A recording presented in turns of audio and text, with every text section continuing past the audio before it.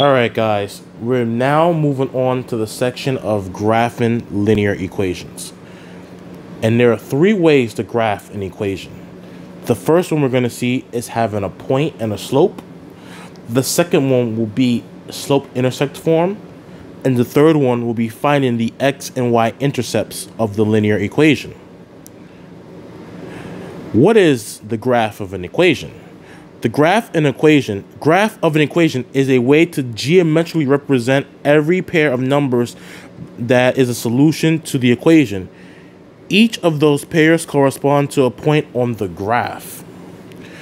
And when it says is a way to geometrically represent every pair, the word geometrically in this case represents a visualization.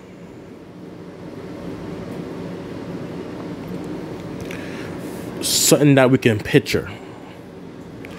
Now, we want to graph the line with the given point and slope.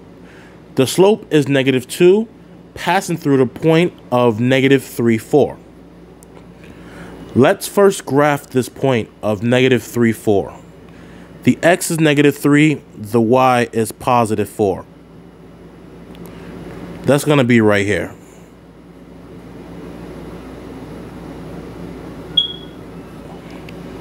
Now, I'm going to take my slope, which is -2. And remember, the slope is equal to rise over run. The rise controls if you go up or if you go down. The run controls if you're going to the right or to the left. The slope of this line is -2. I'm going to write that as a fraction by putting a 1 under my -2. The rise in this case is -2. Because it is negative, we're going to move down 2 units.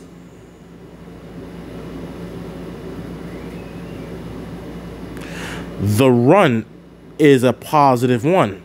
And because it's a +1, we're going to move right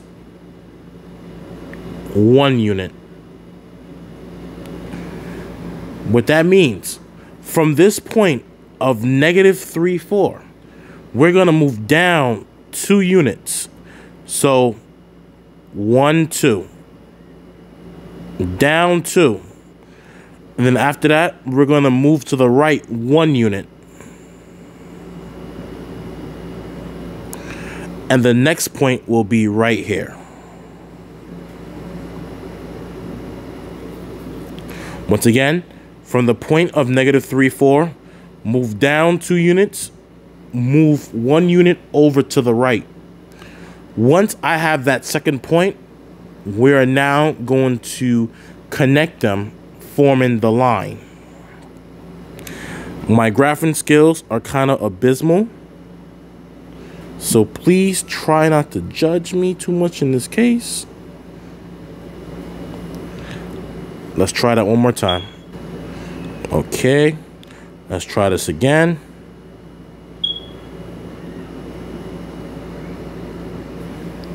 And voila, there's my graph. And I put arrows at the end to indicate that this line goes on forever and ever and ever.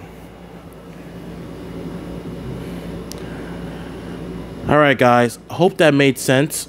Hope you understood it, because in the next problem that we're going to focus on, we're going to be seeing these concepts applied. And also we're going to explore what is called the slope-intersect form of a line. I'll see you soon. Take care.